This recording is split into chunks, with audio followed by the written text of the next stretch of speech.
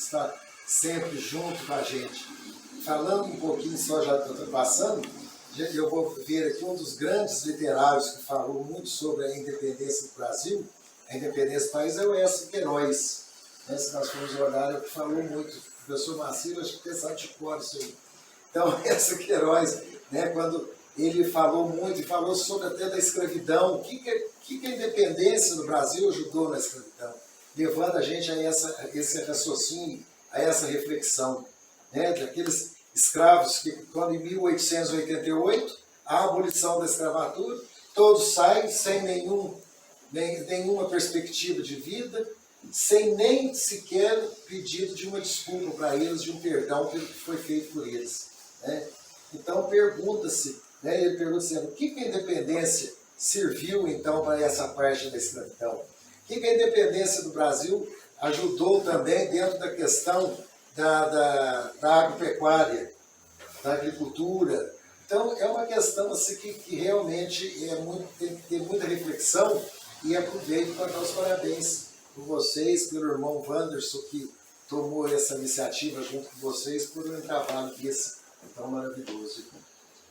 Parabéns, irmão Macir, irmão Maritã, por irmão Dudu aqui, que vai ser o nosso deputado, e o nosso querido Dudu, que pelo essas explanações, isso é muito importante, né? Essa explanação, a questão quando o irmão Macir se refere ao Dom Pedro, que foi também um maçom, foi nosso irmão, Cláudio Manuel da Costa, que também fez parte junto com a maçonaria, junto com eles, para poder chegar até a independência do Brasil. Não sei se eu estou muito correto, se não tiver depois você me corrige, irmão Márcio. É o Cláudio Manuel da Costa.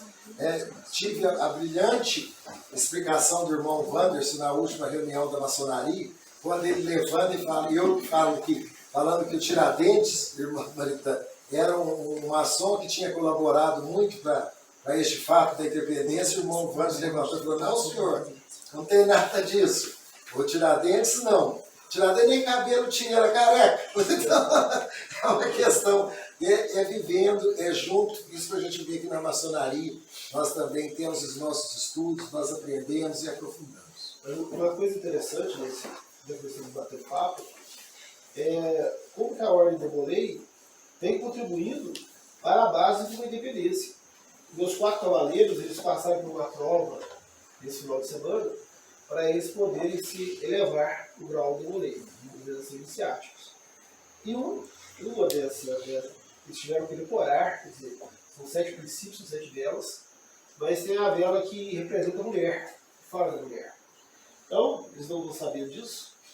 Mateus falar um pouquinho da representação dessa vela da mulher, quer dizer, como que a Ordem de Demolei está à frente de questões sociais desse momento de independência. Mateus?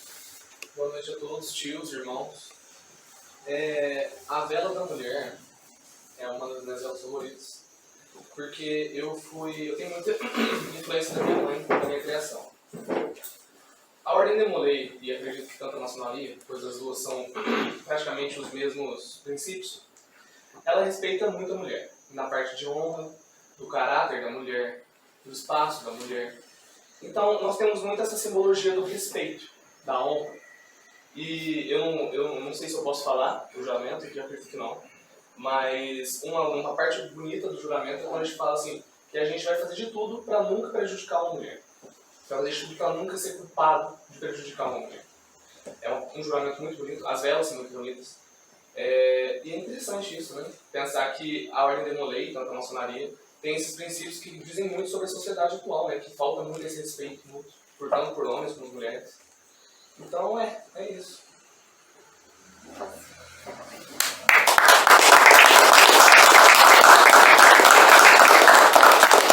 Eu gostaria que o Bruno falasse para nós, identificasse a formação do homem de bem com 7 virtudes do Demolei. Tá ótimo, né? Como foi dito, né, pelo Dudu ali, são 7 virtudes e 3 liberdades que a gente tem dentro da instituição. 7 virtudes que ele contou, né? Amor filial, reverência pelas coisas sagradas, cortesia, companheirismo, fidelidade, pureza e patriotismo. Então esses são os 7 princípios nossos. Me coloco também no lugar, como eu me formei como Demolei também, né? São 7 princípios que a gente coloca na nossa frente. São 7 virtudes cardeais que a gente chama e que com os ensinamentos em torno dessas 7 virtudes faz essa formação da liderança juvenil para depois, quando tiver 21 anos de idade, que é a idade que a gente coloca que o demolei ativo vira sênior demolei. Que aí ele está formado. E aí ele pode vir para alumni, que é o colégio alumni, que são os ex-alunos, né? A estrutura que a gente tem, poder continuar ajudando, dessa vez, trazendo ensinamentos, poder trabalhar para ajudar os jovens a continuarem esse aprendizado. E as 3 liberdades que a gente preza lá, que é liberdade intelectual, liberdade civil e liberdade religiosa. Então, são 3 liberdades, no caso, civil, para a gente poder ter liberdade nossa para se expressar, para fazer o que a gente acha que é mais interessante como cidadãos mesmo. Liberdade intelectual, para a gente poder buscar conhecimento. Isso aqui que a gente está fazendo agora, o museu significa muito isso, essa liberdade intelectual, para a gente poder buscar aquilo que a gente quer conhecer melhor. E a liberdade religiosa, como eles disseram, que o Maritano disse também aqui, que tem muita gente que acha que a maçonaria, que a Ordem Demolei, que as instituições são religiões, e não são.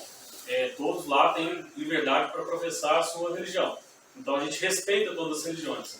E então são todos esses ensinamentos que faz o jovem de 12 até os 21 anos se formar como liderança adulta em seguida. E depois poder dar de volta para a sociedade o que ele aprendeu dentro da nossa instituição. Então eu acho que esses ensinamentos são os principais, mas dentro deles aí vai abrir uma gama gigantesca de novos ensinamentos, porque eles próprios, como o Theo Boaré tem incentivado que alguns aqui falem, os próprios demolês têm que levantar, têm que apresentar trabalho, têm que falar alguma parte filosófica de alguma questão que eles viram lá dentro. A parte filantrópica também, a Ordem Demolei, ela é filantropia na veia. Então os garotos, desde 12 anos de idade, por exemplo, já estão lá fazendo alguma ajuda para alguma instituição de caridade, para poder fazer aquilo que o Maritão falou também, de vivenciar. Então a gente aprende com a parte filosófica, trabalhando ali, estudando e depois ensinando também, mas a gente também aprende na ação. E os jovens lá dentro, por exemplo, tem o mestre conselheiro, que é como se fosse o presidente de uma empresa. A gente tem lá dentro o tesoureiro, tem o escrivão que faz a parte de secretaria. Então os jovens também já aprendem essa parte de trabalho também. Eles vão trabalhar lá dentro, vão fazer eventos, vão fazer gestão de projetos, gestão de processos, gestão de pessoas, o dia inteiro, tudo lá dentro gira em torno das pessoas. Então eles têm o ensinamento filantrópico, ensinamento filosófico e o que eu gosto de falar que é o ensinamento administrativo, para quando eles crescerem, eles já vão entrar em alguma empresa, tudo que eles vão atuar lá dentro de qualquer setor que eles vão trabalhar, eles já tiveram algum contato ali na juventude deles, dentro da Ordem Demolei. Então eu vejo que é realmente uma instituição pronta para poder formar mesmo grandes líderes e grandes cidadãos aí para a nossa nação. É isso. Muito obrigado.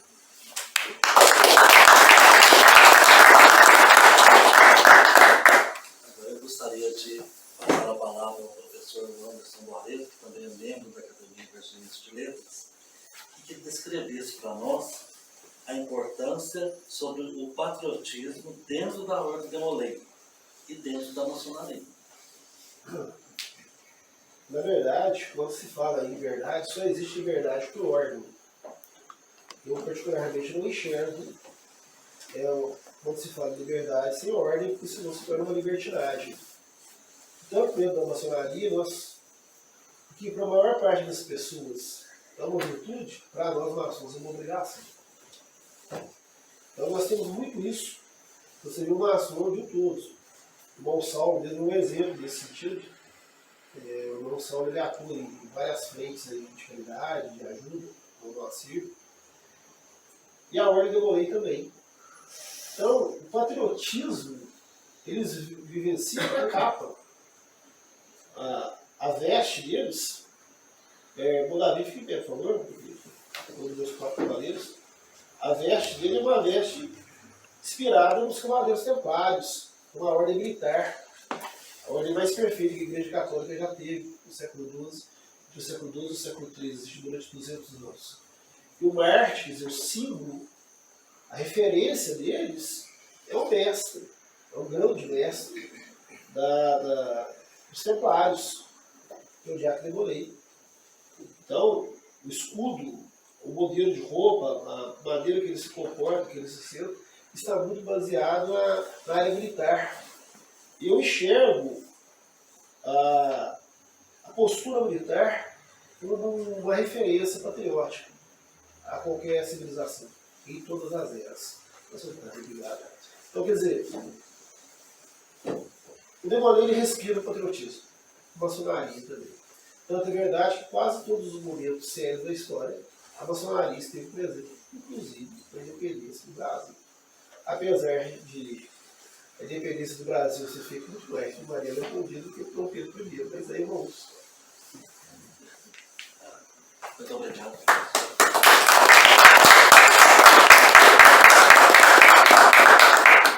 Para os nossos telespectadores que nos estão acompanhando pelas redes sociais, hoje nós estamos aqui numa roda de conversa, na qual nós estamos recebendo aqui os irmãos da maçonaria, também da Ordem Demolay. Este evento, realizado pelo Museu Municipal, em parceria com a Biblioteca Pública, que é a 16ª Primavera de Museus. E este ano, o IBRAM, que é o Instituto Nacional dos Museus, escolheu o tema Independência e Museus. Outros 200, outras histórias. E agora nós vamos prosseguir aí com mais uma roda de conversa. O tema é livre, vocês ficam à vontade para debater e conversar, vocês também ficam à vontade, pode pedir a palavra, viu? Sejam aí, nós queremos que vocês participem, está integrado aqui com a gente. Eu gostaria de que vocês identificassem para nós a formação do homem de bem, como eu já tinha dito na outra vez, né? E analisassem as relações do capítulo Princesa do Sul e o Museu Municipal de Varginha.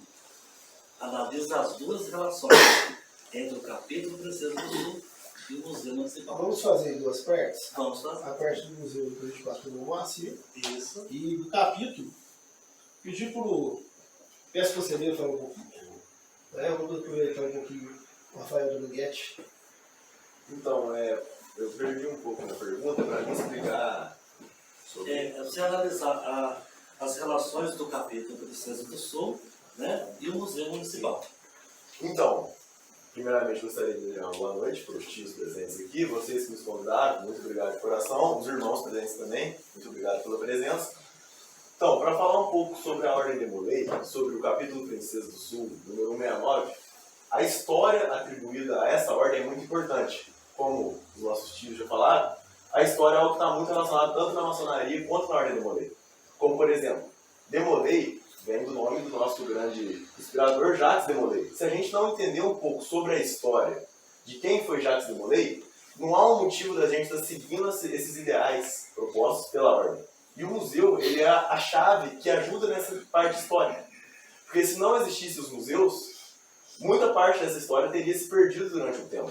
O museu ele exerce uma grande importância na sociedade de manter esses arquivos históricos preservados, reservados para não se deteriorarem com o tempo e com vandalismos, entre outras coisas, roubos. E eles também apresentam à população essa história. E a gente, como um exemplo, a Ordem Demolay consegue utilizar esses dados históricos para tirar assim, uma filosofia de vida, uma maneira de como se comportar perante a sociedade, graças a esses conteúdos históricos. Então, assim, como atual mestre conselheiro do capítulo, queria agradecer principalmente você, que é o diretor do museu e a diretora da biblioteca, por estar fazendo esse trabalho muito importante, que realmente está batalhando para que a história se continue e não se perca em nenhum momento. Eu acho que eu gostaria mais de falar isso. Obrigado.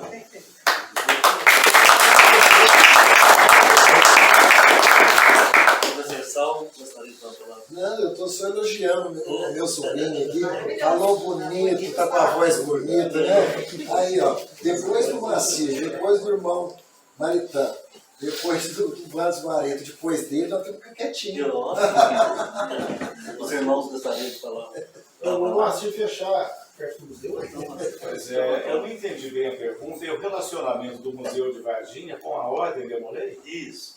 Pois é, embora eu não tenha visto um relacionamento direto entre o Museu de Varginha e a Ordem Demolay, ninguém pode negar que existe um relacionamento indireto entre o Museu de Varginha e a Ordem Demolay. Haja visto que o nosso sobrinho falou também, e o argumento que os outros irmãos também desceram, a respeito da integração de toda a Ordem Demolay e a Ordem Maçônica com a história da nossa sociedade do livro.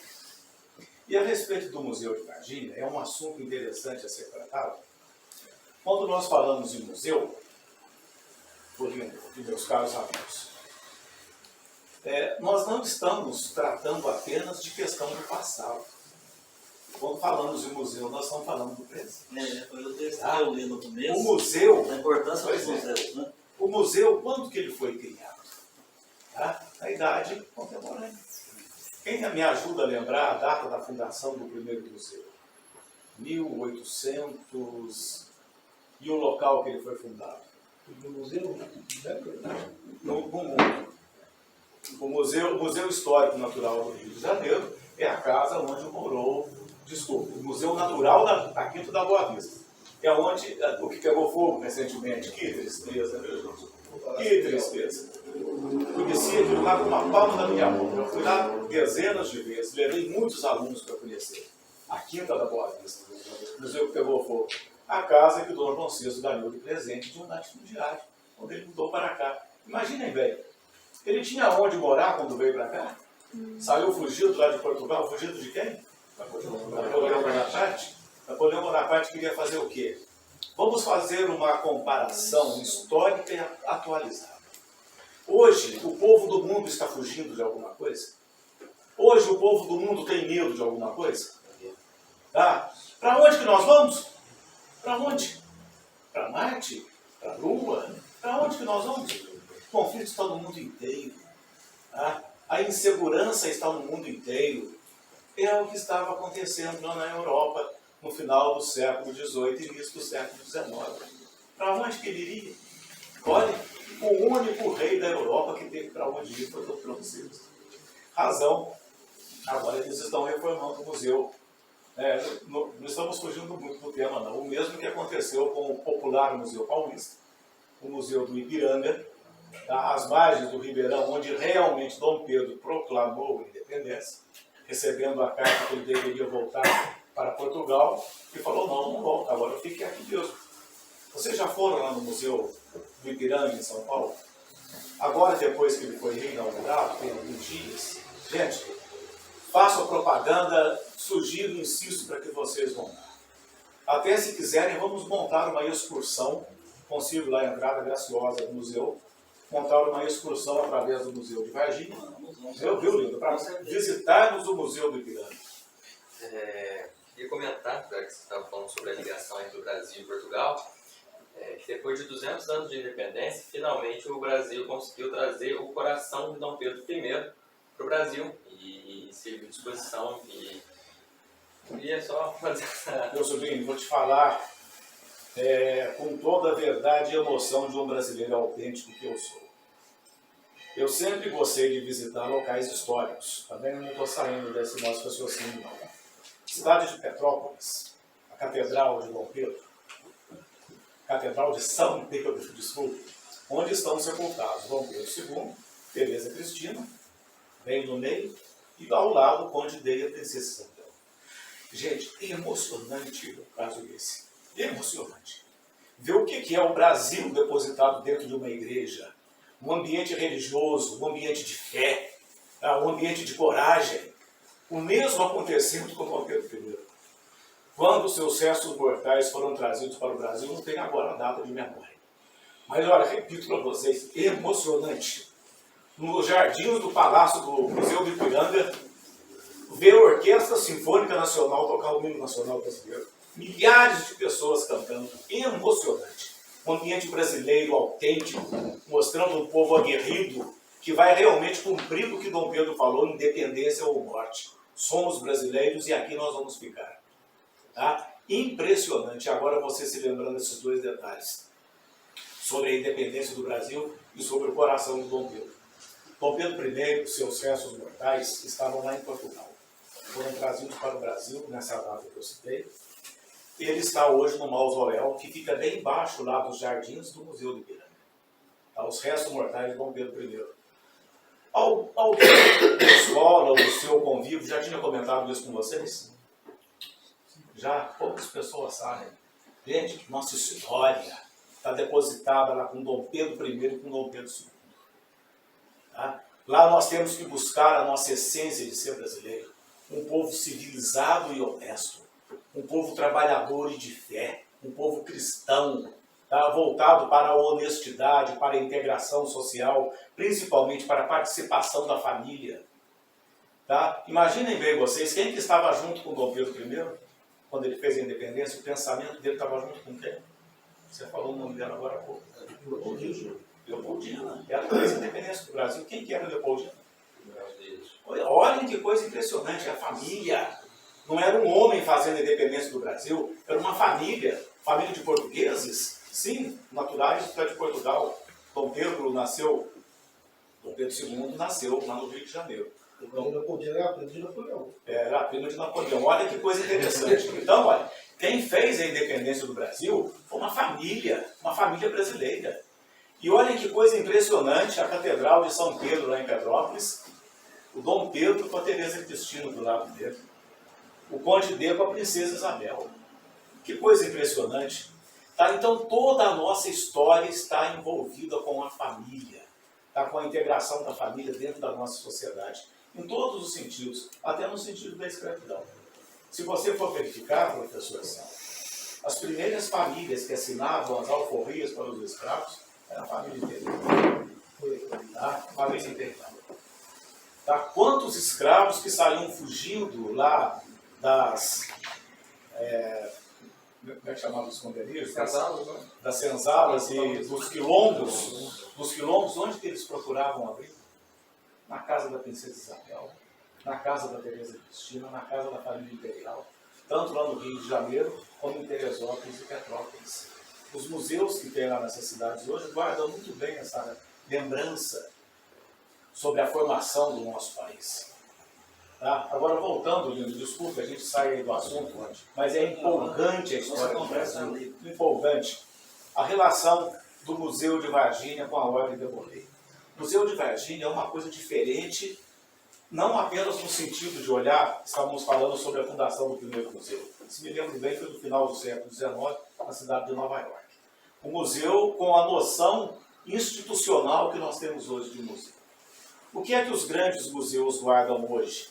No Egito, esses do Brasil que nós citamos, muitos museus de Nova York, em São Paulo tem 51 museus. Tá? Já tive o prazer de visitar todos eles. Museu da Ciência, Museu do Carro, Museu do Som, Museu da Roupa, Museu do Cabelo, Museu dos Costumes, Museu do Índio, Museu Religioso, lá na Avenida Tiradentes, em São Paulo, o Museu de Arte Sacra. Quem ainda não foi lá, as melhores obras de Aleijadinho estão lá nesse museu. Avenida Tiradentes, Museu de Arte Sacra de São Paulo. Tem um convento, enquanto eu lecionava aqui no Colégio dos Santos Anjos, fomos lá várias vezes, as irmãs indo lá também conversar com as irmãs que estavam enclausuradas. Em determinada ocasião, eu pedi para conversar com a Madre Superiora lá no convento, onde é o Museu de Arte Sacra de São Paulo. Conseguimos uma entrevista com ela. Aí, eu, a irmã Terezinha, a irmã Dirce, irmã do Socorro, mais alguns alunos, numa sala, esperando para falar com ela, uma cortina. Abre a cortina na grade. E uma sala vazia do outro lado, sem nada. De repente, entra uma irmã baixinha, gorda, bochechuda, morrendo de rir. Gente, que bom que vocês estão aqui, mas rindo até no canto da orelha. Falei, meu Deus do céu, eu pensava em encontrar aqui no museu, no Museu de Arte Sacra, uma madre superiora, carrancuda, brava, e chego aqui e encontro uma mulher alegre, descontraída. Ela falou, depois que ela abriu as perguntas, eu falei, olha, eu queria saber da senhora, irmã, eu estava pensando em encontrar aqui uma pessoa diferente, encontro uma mulher alegre, desinibida. Por que isso? Ela falou, porque eu estou fazendo aquilo que eu quero. Eu que quis ser freira, eu que quis ser irmã. Eu vim para cá e sou feliz desse jeito. Impressionante. E aí nós temos o espírito do museu. Então tem os museus específicos de cada área. Lá nos Estados Unidos, tem o museu que é financiado pela NASA, o Museu da Ciência lá de Nova York, em Los Angeles, onde está o avião Discovery, tá? O Museu do Espaço. Tá? E aí, olha, se nós chegarmos aqui o Museu de Varginha, exatamente o que é? Passava pelo pensamento de muita gente, antes de ter realmente o museu efetivamente fundado. Foi o Antônio Silva, grande prefeito da cidade de Curitiba, no ano de 2000. O secretário, ou secretária, Terezinha Delfrado. Tive o grande prazer de ser aluno dela. Enquanto éramos colegas do magistério lá no UNES, e fui aluno dela também, nós tentamos lá no UNES já começar a criar essa ideia de museu. Mas muito difícil, muito difícil. Depende de local, de financiamento, de material, de objetos, de documentos. E aí, através da administração do Antônio Silva e todo o seu secretariado, que conseguiram criar a fórmula de fazer com que existisse aqui na cidade um museu, não apenas no sentido de depositar as coisas velhas, as coisas ultrapassadas, mas no sentido de dar uma vivência histórica para os estudantes e para o povo da cidade. A primeira sede do museu eles alugaram do Soldamiro Pinto Fernandes, na Praça Mateus Tavares, na parte de baixo, ali de Arabanco, antigamente, há 150 anos atrás, alugou e lá que foi colocado o primeiro museu. É isso mesmo, não é? Isso. O primeiro museu. E esse museu, voltando, aí é que vem essa integração a respeito de pensamento. Nós não podemos falar efetivamente que foi essa integração entre o Museu de Varginha e a Ordem de Molay. Não existe. Mas existe a questão subjetiva, a questão das ideias, a questão do pensamento, que une realmente o que é o Museu de Varginha, que aqui tem diversas seções. A primeira sala que nós entramos ali, que a gente vê o Silvio Brito. Uma pessoa que realmente merece ser homenageada, um gênio da música e da literatura. Um gênio. Nasceu lá em Três Pontas, mas é mais varginhense que Três Pontas. E daí a gente verifica as outras salas com fotografias, com máquinas, com... Como é que chama aquele instrumento de estrada? Liteira e outros objetos históricos aí muito antigos, revistas, discos. Quando foi fundado o museu, meu pai morreu alguns 3 anos depois. Ele tinha uma coleção de discos, um disco de mais ou menos 20 polegadas, grosso de um canto, uma música gravada de uma face só. Tinha uma coleção. Não sei se está aqui até hoje, mas eu peguei a coleção do pai e levei lá para o museu. Com certeza nós fizemos um inventário, quando eu tomei posse, nós fizemos um inventário e o levantamento de todas as peças. Eu não tinha um inventário, nós criamos um inventário, catalogamos as peças, organizamos, higienizamos as peças, né? E aí para a gente ter até uma margem de peças que a gente tinha. Também nesse intervalo nós criamos o CEDOC, que é importante falar sobre o CEDOC, é o Centro de Documentação Histórica da Fundação Cultural. Então, muitos documentos que estavam em poder do museu, eu fiz a transferência na gestão do Leandro Acaiaba para o CEDOC. Até muitas fotos também estavam aqui em poder do museu, né, originais, nós transferimos para o CEDOC, porque lá tem o papel adequado dessas fotos, para elas não perderem aí, né, o glamour da história da cidade. Muitas fotos que vocês estão vendo aqui são réplicas que foram feitas, né, pela administração, para que essas fotos originais estão guardadas. Quando nós tomamos posse também em 2017, nós fomos aí buscar o acervo do Nico Vidal. Ele foi inventariado, né? Está inventariado, as fotos estão guardadas, porque era muito importante a história que o Nico Vidal guardou nessa obra. Ele tinha fotos aí, fotos maravilhosas, que a gente nunca viu fotos, faz parte da história da cidade, fotos que nunca ninguém viu, ele estava nesse poder. Então nós fomos atrás dessa documentação, ele nos cedeu aí revistas, artigos de jornais que ele escreveu, os filhos dele fizeram questão de fornecer esse acervo para o museu em 2017. São 8 filhos do Nico Vidal. Nós também nomeamos uma sala aqui no Museu Municipal, Sala Nico Vidal, que é a primeira sala. Nós também pedimos uma rua com o nome do Nico Vidal. Aqui foi feita uma junção do museu e a biblioteca. Nós nomeamos Casa da Cultura Nico Vidal. Então nós fizemos uma homenagem a esse grande historiador e é de grande relevância para nós, né, Márcio?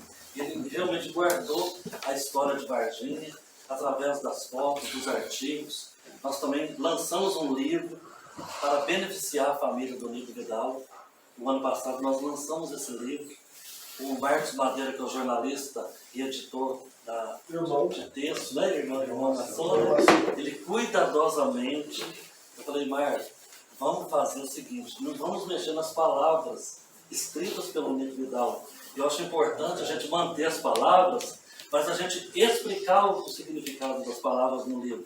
Porque tinha um jeito, né, todo especial de escrever, né, Eliane? Então nós lançamos um livro, então o museu tem essa finalidade mesmo. Eu só gostaria de comentar a respeito do SEDOC, que muita documentação que pertencia ao museu está no SEDOC, cuidadosamente, aí pelo Cláudio Martins, que é o responsável pelo SEDOC, e lá está toda a história, né? E nós ficamos aqui mais com os objetos, e a nossa finalidade é transformar o museu em digital, né? Vamos aí, agora já está tudo arrumadinho, né? A casa está arrumada, agora nós vamos partir. Esse raciocínio, com a permissão da Ordem de Molay e dos irmãos maçons, uma reivindicação ao diretor do museu, do Museu Municipal, de programarem essa excursão, a primeira excursão promovida pelo Museu de Varginha, levando os de Molay para conhecer o Museu do Ipiranga em São Paulo. Combinado. Então, queremos ouvir uma resposta sua ainda esse ano. Mas olha que interessante, eu estive aqui ontem e conversei com a Eliana, estive disciplinado, né? E ela não pôde me entender. Quer dizer, conversando muito rápido, e ela estava recebendo crianças para conhecer o museu, claro, tinha toda uma atividade voltada para a criança. Olha a importância do museu para a cidade de Varginha, das escolas, dessa formação. E olha como que a maçonaria ela é sábia. O irmão Saulo, na época, não era maçom, mas o irmão Saulo ele contribuiu de uma forma ímpar, não para Varginha, mas para Paraguaçu. Na época ele era vereador de Paraguaçu, que permitiu fazer esse povoamento. E eles iam demolir o teatro de Paraguaçu. E o irmão Saulo ele montou um projeto de lei para tomar, quer dizer, não deixar demolir, que era, se não me engano, era de propriedade privada, né? Isso. Ele fez todo um tomamento e hoje está lá aquela belíssima Biblioteca Distrito, teatro, foi cinema também, né? Foi cinema, teatro. Lindo. Se não, o irmão Saulo, que hoje é maçônico, a produção, teria divulgado, teria virado uma sala comercial no centro de Paraguaçu. O irmão Saulo, ele sem pensar que ia ser maçom um dia, fez a contribuição da cidade de Paraguaçu. Não tem como é que as coisas vão se amarrando. Ontem foi muito interessante, que ontem nós recebemos aqui os alunos do SESI, né? SESI do Logos. Do Logos, do Colégio Logos. Nós falamos, né, com eles sobre o patrimônio, e nós cuidadosamente explicamos todas as peças do museu, cuidadosamente, inclusive falamos da importância aí do patrimônio de ter perdido a igreja matriz de Varginha, que foi uma igreja maravilhosa, aí que foi demolida em 1974, né? Nós perdemos a igreja, porque realmente não tinha o conselho aí do patrimônio para proteger os bens. Nós fazemos parte ali. Né? Nós fazemos parte. Então, é uma tristeza muito grande, até uma criança pequena, muito pequena, falou, mas lá na Eloy Mendes, quando eu morava lá, tinha uma igreja mais bonita do que essa aqui. Eu até achei muito engraçadinho, porque vou trabalhar em Campanha também, tem uma igreja, só que não é diferente dessa aqui, é mais antiga. Então, aí eu mostrei a foto, mostrei a pia batismal, mostrei ali o vitral doado pelo padre, né? E eles ficaram assim, realmente encantados. Depois a Liana conversou com eles sobre o patrimônio também, a importância da preservação do patrimônio, e essa é a finalidade nossa mesmo. Nós também temos um projeto aqui, Visite o Museu no primeiro domingo do mês, que tem lotado todo o primeiro domingo do mês. A gente tem levado muita cultura, teatro, né? A gente faz aí algodão doce, pipoca, com o intuito da formação de público. Esse é o nosso intuito. trazer as crianças para cá, para que um tempo elas possam fazer os seus filhos. Para a gente não deixar de preservar a história, de valorizar os museus e principalmente essa formação de público na educação infantil que está na Constituição. No artigo 227 da Constituição Federal fala: as crianças têm o direito à cultura. Então, nós podemos não entender de engenharia, de medicina, né, professor? Mas de cultura a gente entende. Então a gente fica aí muito feliz quando as crianças vêm aqui no museu, nos visitar, os professores incentivar, porque esse é o nosso trabalho. E a gente gosta muito de fazer isso. De uma forma também, na correria do dia a dia, né, de segunda a sexta, o museu abrindo uma vez por mês, no primeiro domingo, oportunidade para a família visitar o museu, para que os pais possam vir, né? E muitas crianças vêm primeiro que os pais, porque elas vêm junto com as escolas. E as crianças que vieram ontem, elas estudaram as fontes históricas e escolheram o museu para visitar como uma fonte histórica, como uma das fontes históricas também. Com relação ao livro do Nico Vidal, nós temos esse livro disponível para empréstimo na nossa biblioteca, tá? Então, muito interessante. Se alguém quiser depois saber, é só entrar em contato com a gente. Olha, que vocês vão Vocês vão gostar muito. Vão gostar demais, né? Eu queria que o Luiz Vargas... Acho que um dos ensinamentos que a instituição, né, o museu, passa não só para a Ordem Molay, né, para a Ordem Maçônica, mas para a população em si, é a importância, né, da preservação dos objetos históricos, né, que todo o nosso grupo, né, toda a nossa família preserva, né, que são as cartas constitutivas, né, das lojas, né, do capítulo, enfim, de toda a organização maçônica para maçônica e dos nossos objetos, né? Inclusive o nosso mestre conselheiro, ele está cortando uns objetos históricos da nossa ordem, né, que é o colar de mestre conselheiro, que em cada joia é registrado, né, o nome do mestre conselheiro da gestão e o número da gestão, né? E é importante salientar que esse colar, além da assinatura dele, consta mais 3 assinaturas daqui dentro da sala, né, de administrações passadas, né? Então a importância, né, que o museu passe essa lição de nós, né, como instituição, preservarmos, né, os nossos objetos históricos, né, e fazermos valer a pena, né, de passarmos esses objetos para as futuras administrações. Nossos irmãos do Molay gostariam de falar. A palavra é livre, fica à vontade. Estamos aqui numa roda de conversa, viu? Fica à vontade. Vocês estão querendo? Posso fazer uma relação? Eu gostaria de lembrar, vocês disseram das crianças vindo, me trouxe uma lembrança muito nostálgica, muito gostosa de lembrar, de quando eu ainda estudo no Santos Anjos ali, quando eu estava dando turno da tarde, se eu não me engano, deve ter uns 9, 10 anos atrás, e a gente foi fazer visitação ao Museu Nacional.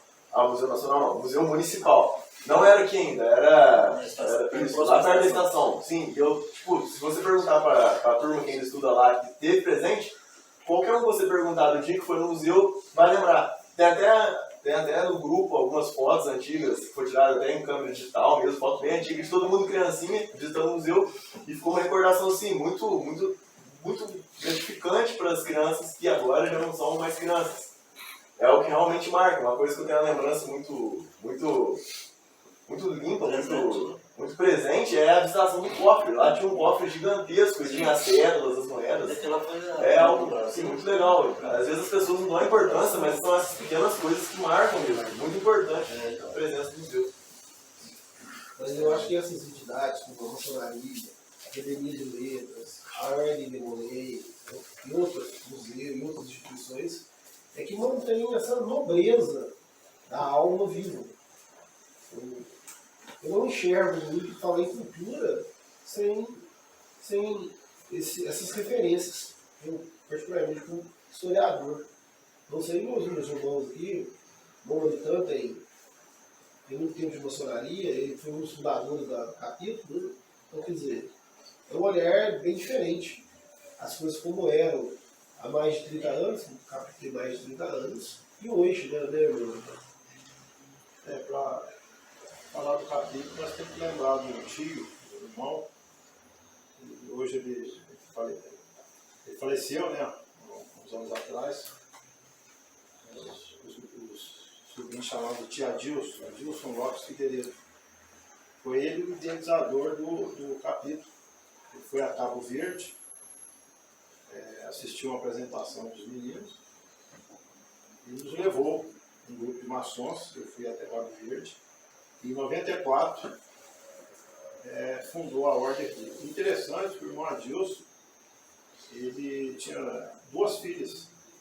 Não tinha motivo nenhum para fundar a ordem Molê, mas ele falava nas reuniões que todos eram seus